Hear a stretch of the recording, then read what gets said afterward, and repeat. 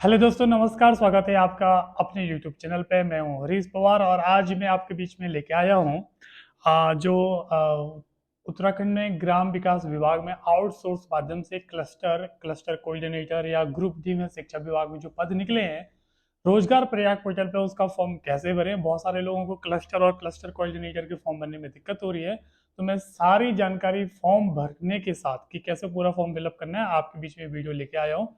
दोस्तों, सबसे पहले तो चैनल को सब्सक्राइब करने का कष्ट भी करें ताकि हमें थोड़ा सा मोटिवेशन मिले आपके बीच में जानकारी साझा करने में। तो चलो दोस्तों, वीडियो को शुरू करते हैं। सबसे पहले आज से 2-3 दिन पहले क्लस्टर कोऑर्डिनेटर और कोऑर्डिनेटर ग्राम विकास विभाग में पद निकले थे।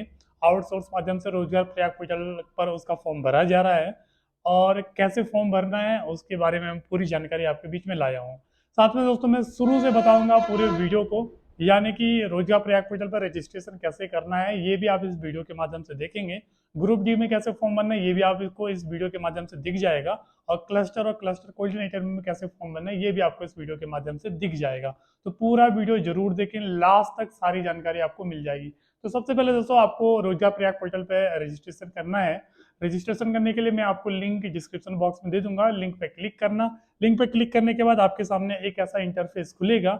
इस इंटरफेस में अगर आप पहली बार रजिस्टर कर रहे हो खुद को, तो यहाँ पे job seeker sign up button दे रखा है। इस job seeker sign up button पे क्लिक करें।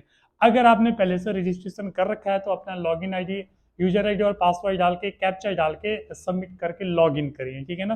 तो मैं शुरू से बता रहा हूँ, तो आपको यहाँ पे क्लिक करना है। जब आप यहाँ पे क्लिक करोगे दोस्तों, तो आपके सामने एक ऐसा इंटरफेस खुलेगा।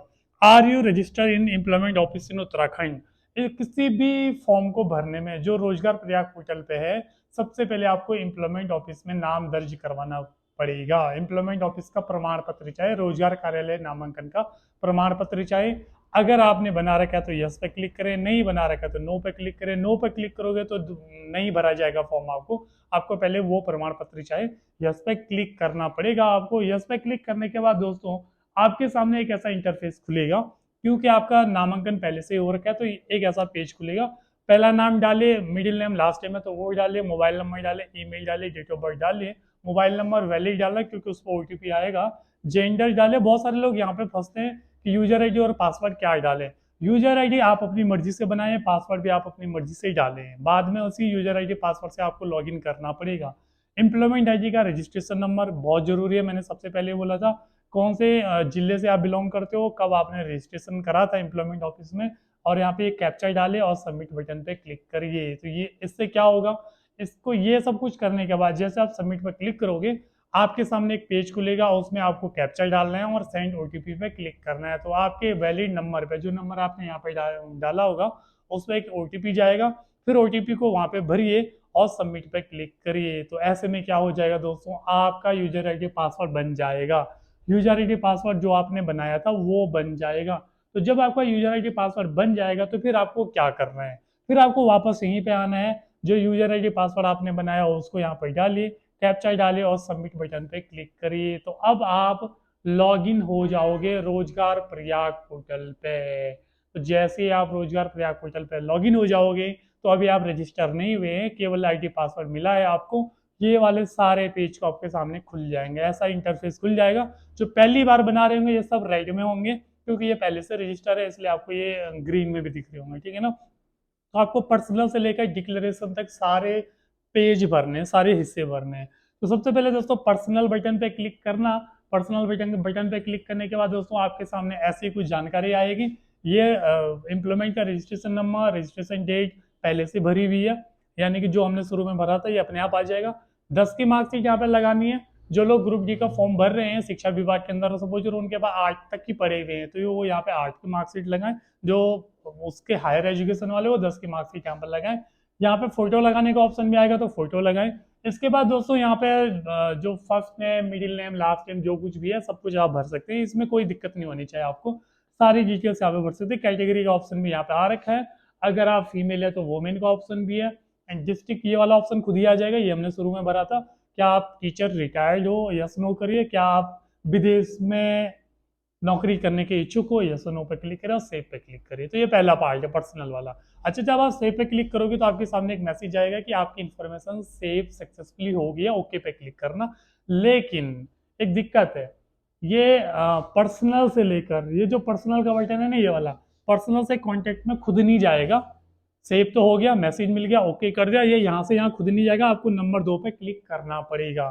तो अब क्या करना, कॉन्टेक्ट वाले बटन पे, ये जो कॉन्टेक्ट वाला बटन है इस पर क्लिक करिए।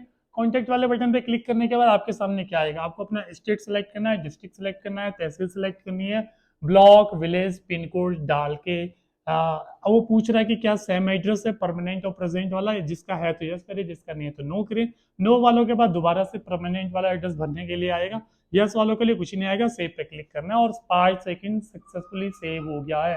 पार्ट नंबर 3 क्या है दोस्तों, पार्ट नंबर 3 है फिजिकल का। अब फिजिकल पे क्लिक करना है, यहाँ पे हाइट पूछ रखा, वेट पूछ रखा, ब्लड ग्रुप है तो ठीक है, मतलब पता है तो भरिए, नहीं पता है तो रहने दीजिए। आई साइट, आपकी आई सही है नहीं है, जिनकी सही है वो जनरल पे क्लिक करें, जिनकी नहीं है और नीचे ऑप्शन आ रखा है उस सेव पे क्लिक करिए। आर यू हैंडीकैप्ड, अच्छा ये बहुत जरूरी है उन लोगों के लिए जो आउटसोर्स के माध्यम से फॉर्म भर रहे हैं और हैंडीकैप्ड कैटेगरी में आते हैं। तो आर यू हैंडीकैप्ड, यस पे क्लिक करिए, नीचे ऑप्शन आएंगे कि हैंडीकैप्ड है तो कौन सा वाला हैंडीकैप्ड है, कितने परसेंटेज है हैंडीकैप्ड है, आपको सर्टिफिकेट कब मिला, तो वो ऑप्शन भरिए और सेव पे क्लिक करिए। जो हैंडीकैप्ड नहीं है तो नो पे क्लिक करके सेव पे क्लिक करिए। तो ये आपका फिजिकल वाला पार्ट भर के तैयार हो जाएगा। वैसे दोस्तों इसके बाद एजुकेशन वाला पार्ट है, लेकिन ये थोड़ा लंबा है, इसलिए मैं पहले वो छोटे वाले पार्ट बता देता हूँ जो थोड़ा छोटे हैं। एजुकेशन नॉलेज वाले पार्ट में पहले आ गया मैं, ठीक है। एजुकेशन वाला मैं बाद में आपको डिटेल से बताऊंगा। एजुकेशन नॉलेज में आपको लैंग्वेज सेलेक्ट करना है, यहाँ पे आपकी मर्जी है, इंग्लिश सेलेक्ट करो, हिंदी सेलेक्ट करो। जैसे मैंने इंग्लिश सेलेक्ट करके स्पीक राइट रीड और फ्लो पे क्लिक करा और सेव पे क्लिक करा, वो लाइन यहाँ पे आ गई है क्योंकि मैंने इंग्लिश करा। आप हिंदी करिए, इस पे क्लिक करें, सेव पे क्लिक करें तो दूसरी लाइन भी यहाँ पे आ जाएगी। तो ये वाला पार्ट भी आप ऐसे में भर सकते हैं। तो एजुकेशन नॉलेज के बाद दोस्तों बात करते हैं ये वाला पार्ट है। फिलहाल स्किल वाला पार्ट मैंने छोड़ दिया अभी तक। आउटसोर्स माध्यम से जितने भी पद निकले आप स्किल वाला पार्ट को छोड़ सकते हैं, ठीक है ना।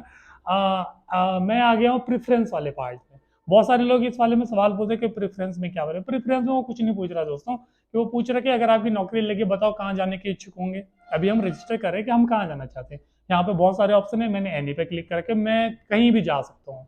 मतलब कि अभी हम इतने बेरोजगार है कि हमें कहीं भी नौकरी मिल जाए, नौकरी मिल जाए, तो इसलिए मैं क्या कर रहा हूँ, एनी पे क्लिक कर रहा हूँ। वो कह रहा है कि यहाँ पर ऑप्शन है कि सेंट्रल गवर्नमेंट चाहे स्टेट गवर्नमेंट चाहे कहाँ चाहे, मैंने कहा कहीं भी लगा दो या भाई ऑल चाहे। वो पूछ रहा है कि पार्ट टाइम वर्क में इंटरेस्ट हो, मैंने नो करा। वो सैलरी पूछ रहा है, 2 लाख 3 लाख के बीच मैंने सेलेक्ट करा। यहाँ पे उसने सैलरी सेलेक्ट करी भाई साहब की, सामने वाला बोले ठीक है यार चल सकते हैं, ऐसा नहीं यहाँ पर तुमने 2 करोड़ 3 करोड़ सेलेक्ट कर दिया, खैर इतना ऑप्शन भी नहीं है। तो यहाँ पर सेलेक्ट करिए। वो कह रहा है कि क्या आप दूसरे डिस्ट्रिक्ट में नौकरी करने के इच्छुक हैं, तो मैंने तो नो कर रखा है, आप यस कर सकते हैं, नो कर सकते, वो आपकी इच्छा। तो इस वाले हिस्से को भरिए, सेव करिए। तो ये जो प्रेफरेंस वाला पार्ट है ना, वो ऐसे में भरा जाएगा। तो ये होगी बात दोस्तों प्रेफरेंस वाले पार्ट की। अब बात करते हैं दोस्तों, 3 हिस्से बचे हुए हैं, एजुकेशन, एक्सपीरियंस और डिक्लेरेशन। तो पहले मैं आ गया हूँ एजुकेशन में। स्किल वाले को आप छोड़ सकते हैं, स्किल वाले पे क्लिक करके भी आप अपनी स्किल भर सकते हैं। अब नहीं भी भर रहेंगे तो भी फॉर्म भरा जाएगा। एजुकेशन में आ जाते हैं तो दोस्तों एजुकेशन में 2 दिक्कतें हैं। अगर आप ग्रुप डी का फॉर्म भरें शिक्षा विभाग के अंदर, या क्लस्टर कोऑर्डिनेटर का फॉर्म भरें, दोनों के लिए सब कुछ चेंजेस यहीं पे होने वाले हैं। पहले मैं बात करता हूँ ग्रुप डी शिक्षा विभाग के फॉर्म भरने के लिए। उसके लिए बिलो एसएससी क्वालिफिकेशन है, 10th से नीचे कोई ना कोई चीजें आपने यहाँ पे भरी होनी चाहिए। फॉर एग्जाम्पल ये जो प्रोफाइल आपको दिख रही है ना, इसमें क्लास 8 की जानकारी भरी हुई है। तो ये जानकारी अगर आपने भरी हुई तो आप शिक्षा विभाग ग्रुप डी का फॉर्म भर सकते हैं। बिलो एसएससी कोई ना कोई भरा होना चाहिए, 5 6 7 8 या 9। अगर आप क्लस्टर या क्लस्टर कोऑर्डिनेटर ग्राम विकास विभाग के जो आउटसोर्स के माध्यम से जो पद निकले हैं वो भरने जा रहे हैं, तो उसका जो क्वालिफिकेशन है वो पोस्ट ग्रेजुएशन है, पीजी मांगा हुआ है, यानी एमए एमएससी एमकॉम आपके पास होना चाहिए। तो देखिए इस प्रोफाइल में देखो एमए भरा हुआ है।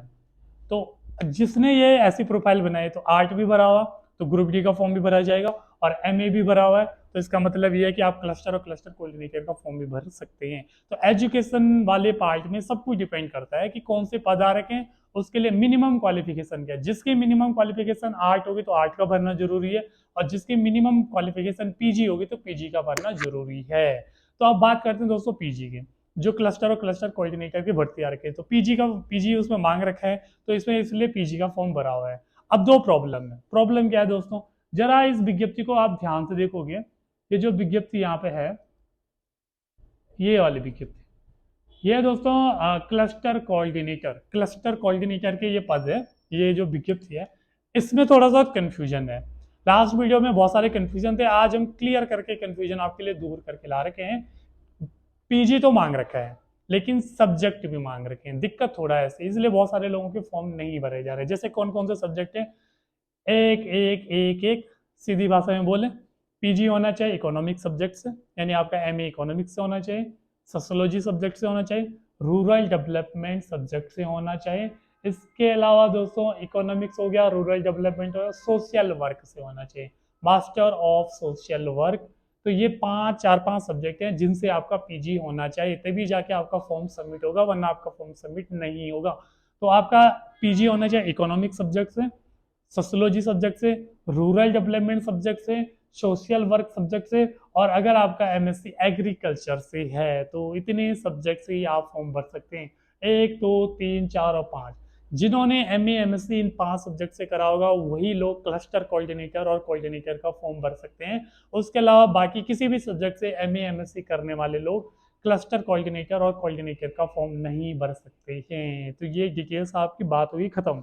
लेकिन अब सवाल ये है कि यहाँ पे भरे कैसे, जब आप यहाँ पे आओगे तो यहाँ पे भरोगे कैसे इस चीज को। तो सिंपल काम करना है दोस्तों, यहाँ पे पूछा आर यू एजुकेटेड, यस पे क्लिक करिए, हाईएस्ट क्वालिफिकेशन बताइए, सच्चाई के साथ बताइए कितने क्वालिफिकेशन के साथ पढ़े हो, ठीक है ना। ऐसा नहीं कि आपने ग्रुप डी शिक्षा विभाग का फॉर्म भर दिया, आप पोस्ट ग्रेजुएट से आपने आर्ट लिख लिया कि मैं आर्ट तक पढ़ा हूँ, तो अब दिक्कत होगी ना आपको फॉर्म भरने में। तो जैसे पोस्ट ग्रेजुएट है तो पोस्ट ग्रेजुएट भरिए, बात इतनी पे खत्म नहीं होगी। एड न्यू क्वालिफिकेशन पे क्लिक करिए, जैसे एड न्यू क्वालिफिकेशन पे क्लिक करोगे आपके सामने एक पेज खुलेगा, उस पेज में ये सारी डिटेल भरने की जरूरत पड़ेगी आपको।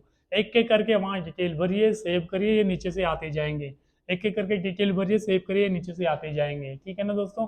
तो इस तरीके से आपको ये पूरा फॉर्म भरना है। MA economics, sociology, rural development, social work या एग्रीकल्चर से एमएससी होना चाहिए। देखो एमए सोशियोलॉजी लिखा हुआ है, तो जिनके पास ये सब्जेक्ट है वही इसको भर सकते हैं। तो इस तरीके से आप अपने एजुकेशन वाला हिस्सा पूरा करिए। अब इसके बाद दोस्तों बहुत सारे लोगों की एक दिक्कत है, बहुत सारे लोग ये कहते हैं कि भैया हम लोगों ने तो इकोनॉमिक्स से करा है, सोशियोलॉजी से करा है, लेकिन अभी भी हमारा फॉर्म नहीं भरा जा रहा है। तो दूसरा हिस्सा भैया, दूसरी बात है एक्सपीरियंस की। इसमें एक्सपीरियंस मांग रखा है, और कितने साल का एक्सपीरियंस मांग रखा है वो मैं डिटेल्स में आपको बता देता हूँ। ये है क्लस्टर कोऑर्डिनेटर, अनुभव बोला हुआ, अनुभव बोला 0 वर्ष 12 माह, मतलब 1 साल का अनुभव, कम से कम 1 साल का एक्सपीरियंस होना चाहिए आपको क्लस्टर कोऑर्डिनेटर में, तो तभी जाके आपका फॉर्म भरा जाएगा। लेकिन एक प्रॉब्लम है, 1 साल का एक्सपीरियंस तो आपको किसी भी चीज में होगा, सपोज जो आप कोई टीचर है उसमें, ऑटोमोबाइल सेक्टर में, किसी भी सेक्टर में, तो इन्होंने बोला नहीं, 1 साल का एक्सपीरियंस आपको केवल इसमें होना चाहिए, एग्रीकल्चर स्लैश डेयरी विभाग में, रूरल डेवलपमेंट में, सोशल वर्क में और वेटनरी में। केवल इसी फील्ड में आपको एक्सपीरियंस होगा तो ही फॉर्म भरा जाएगा, वरना नहीं भरा जाएगा। यानी कि एक्सपीरियंस भी कुछ कुछ चीज़ों में बोला गया, हर चीज़ में एक्सपीरियंस नहीं मांगा गया। तो अगर आपके पास मिनिमम 1 साल का एक्सपीरियंस है इस विभाग में, इस चीज़ों में, एग्रीकल्चर डेयरी में, रूरल डेवलपमेंट में, सोशल वर्क में, वेटनरी में, तभी जाके आपका क्लस्टर कोऑर्डिनेटर का फॉर्म भरा जाएगा, वरना नहीं भरा जाएगा। तो केवल सब्जेक्ट नहीं होने चाहिए, सब्जेक्ट के साथ साथ एक्सपीरियंस भी होना चाहिए। तो ये तो बात रही क्लस्टर कोऑर्डिनेटर की। अब बात करते हैं दोस्तों कोऑर्डिनेटर की। कोऑर्डिनेटर में दोस्तों सब्जेक्ट तो सेम है, उसमें भी सब्जेक्ट की कोई दिक्कत नहीं है, लेकिन इसमें एक्सपीरियंस की बात जो करें, एक्सपीरियंस इसमें मांगा हुआ है 5 वर्ष 0 माह, कम से कम 5 साल का एक्सपीरियंस आपको होना चाहिए। कहाँ कहाँ, रूरल डेवलपमेंट और सोशल वर्क में। अगर आप क्लस्टर कोऑर्डिनेटर का फॉर्म भर रहे हैं, सॉरी कोऑर्डिनेटर का फॉर्म भर रहे हैं, तो यहाँ से 2 विभाग में एक्सपीरियंस मांगा है। रूरल डेवलपमेंट में आपका एक्सपीरियंस है कम से कम 5 साल का, सोशल वर्क में आपका एक्सपीरियंस है कम से कम 5 साल का। तो देखो जिसका इन दोनों में एक्सपीरियंस है वो इसका भी फॉर्म भर सकते हैं और क्लस्टर कोऑर्डिनेटर का फॉर्म भर सकते हैं, ये दोनों कॉमन है। जिनका केवल एग्रीकल्चर और डेयरी में, वो इसका फॉर्म नहीं भर पाएंगे कोऑर्डिनेटर का, वो किसका फॉर्म भरेंगे, क्लस्टर कोऑर्डिनेटर का। बात होगी खत्म। एक्सपीरियंस मांगा गया, कोऑर्डिनेटर में 5 साल का, क्लस्टर कोऑर्डिनेटर में 1 साल का। कुछ कुछ चीजों में ही आपका एक्सपीरियंस मांगा गया, ऐसा नहीं कि आपको किसी भी चीज का एक्सपीरियंस हो तो आप फॉर्म भर लोगे, तो नहीं भरा जाएगा, ठीक है। अब इसको भरना कैसे है, तो ये हिस्सा दोस्तों एक्सपीरियंस का, ये जो पार्ट एक्सपीरियंस वाला है, ये वाला हिस्सा है। Are you have you work experience, तो फॉर्म भरने तो यस तो करना ही पड़ेगा। नीचे वाला हिस्सा बता देता हूँ दोस्तों, यहाँ पर जो सारा मुद्दा है कि एक्सपीरियंस, सब चीजों का एक्सपीरियंस यहाँ पर लिखा हुआ है, लेकिन आपको इस क्लस्टर कोऑर्डिनेटर और कोऑर्डिनेटर का फॉर्म भरने के लिए कुछ कुछ चीजों का एक्सपीरियंस चाहिए। तो जैसे मैंने यहाँ पे एग्रीकल्चर और डेयरी लिखा हुआ है, क्योंकि मेरे को एग्रीकल्चर डेयरी का अगर एक्सपीरियंस हो तो मैं यहाँ पे लिखूंगा। टाइप ऑफ एम्प्लॉयर, पोस्ट का नाम क्या था, कब आपने जॉब करी, अभी छोड़ा है जॉब की जॉब कर रहे हैं, जॉब कर रहे हैं तो यहाँ पे क्लिक करिए और सेव करिए। यहाँ पे लाइन आ जाएगी कि आपका एक्सपीरियंस फुल हो गया है। ये सब कुछ करने के बाद अगर आपने इन्हीं चीज़ों का एक्सपीरियंस भर दिया जो विज्ञप्ति में है, उसका एक्सपीरियंस भरने के बाद आपको क्या करना है, लास्ट में आपके पास दोस्तों एक डिक्लेरेशन का ऑप्शन आएगा, क्योंकि अब आपने सारे पार्ट भर दिए। डिक्लेरेशन पे क्लिक करिए। डिक्लेरेशन पे क्लिक करने के बाद यहाँ नीचे एक ऑप्शन आएगा, ऑप्शन कह रहा है कि मैं एग्री करता हूँ और सेव पे क्लिक करिए। ये पहले से सेव है इसलिए प्रिंट का ऑप्शन आ रहा, बट आपको सेव पे क्लिक करना है, तब जाके आप रोजगार प्रयाग पोर्टल में रजिस्टर होगे। अब क्या करोगे, अब आपको कुछ नहीं करना है दोस्तों। ये जो ऊपर वाला हिस्सा है आपको यहाँ से दिख रहा होगा अप्लाई फॉर जॉब्स पे क्लिक करना है। यहीं पे ग्रुप डी वाले भी फॉर्म भर सकते हैं, सारे लोग फॉर्म भर सकते हैं। अप्लाई फॉर जॉब्स पे क्लिक करिए, यहाँ पे क्लिक करिए। यहाँ पर अब बहुत सारे ऑप्शन आपको मिलेंगे। इन ऑप्शन में आप कक्षा 9 या उससे नीचे वाले पे क्लिक करें, क्योंकि इससे आपको ग्रुप डी के फॉर्म भी खुलेंगे, क्लस्टर और क्लस्टर कोऑर्डिनेटर के फॉर्म भी खुलेंगे। ये सिलेक्ट करिए और खोजे पे क्लिक करिए। जैसे ही दोस्तों आप खोजे पे क्लिक करेंगे तो ऐसे लिस्ट आपके सामने आ जाएगी। Number 1, number 2, number 3, number 4, number 9, number 10, number 11, number 12, 16, 18 ऐसे ऑप्शन आएंगे। आपको सिर्फ 10 तक खुलेंगे ये, जिसको 10 से ज्यादा खोलना है, क्योंकि क्लस्टर और क्लस्टर कोऑर्डिनेटर 16 और 17 नंबर पे। प्रति पृष्ठ 10 की जगह 50 सेलेक्ट करिए। जितनी भी वैकेंसी होंगी सारी की सारी सामने आ जाएगी। अब आपको कौन सा फॉर्म भरना है दोस्तों, आपको फॉर्म भरना है अगर अगर आपको फॉर्म भरना है, ये है दोस्तों वो क्लस्टर कोऑर्डिनेटर और कोऑर्डिनेटर, ये क्लस्टर कोऑर्डिनेटर, एक कोऑर्डिनेटर, ग्राम विकास विभाग उत्तराखंड। अगर आपको इनका फॉर्म भरना है तो आवेदन करें पे क्लिक करें, आवेदन करें पे क्लिक करें। अभी तक 99 आवेदन कोऑर्डिनेटर में हो चुके हैं और 35 आवेदन क्लस्टर कोऑर्डिनेटर में हो गए। आपको आवेदन करें पे क्लिक करना है। आपके सामने एक मैसेज आएगा कि आपको फॉर्म सबमिट करना है, सबमिट पर क्लिक करें और आपका फॉर्म भरा जाएगा। अगर आपको ग्रुप डी का फॉर्म भरना है तो यहाँ ऊपर देखोगे आप नंबर 1, नंबर 2, 3, 4, 5 में ग्रुप डी वाले हैं। जो शिक्षा विभाग में उत्तरकाशी है, रुद्रप्रयाग है, टिहरी गढ़वाल है। आवेदन करें पे क्लिक करें। इस तरीके से आप लोगों का फॉर्म सबमिट होगा। अगर आपने एजुकेशन सही भरी है, एक्सपीरियंस सही भरा है, तभी जाके आपका फॉर्म सबमिट होगा, वरना आपका फॉर्म सबमिट नहीं होगा। अगर आपने ग्रुप डी का फॉर्म भरना है तो क्लास 10th से नीचे की मार्कशीट लगानी जरूरी है, फिर आपके आवेदन होगा, क्योंकि ग्रुप डी के लिए एक्सपीरियंस नहीं मांगा है। बिना एक्सपीरियंस के ग्रुप डी का फॉर्म भरा जाएगा, इसमें एक्सपीरियंस मांगा है। तो ये सारा प्रोसेस है, आपको क्लस्टर कोऑर्डिनेटर या ग्रुप डी का फॉर्म कैसे भरना है, रोजगार प्रयाग पोर्टल पर खुद को कैसे रजिस्टर करना है। बाकी आपको कोई भी दिक्कत होगी दोस्तों तो आप कमेंट बॉक्स में कमेंट करिए। बाकी चैनल को जरूर सब्सक्राइब करें ताकि हम आपके साथ अधिक मोटिवेशन के साथ आपके बीच में वीडियो लेके आए। तो आपका दिन शुभ रहे। आज के लिए इतना ही, धन्यवाद।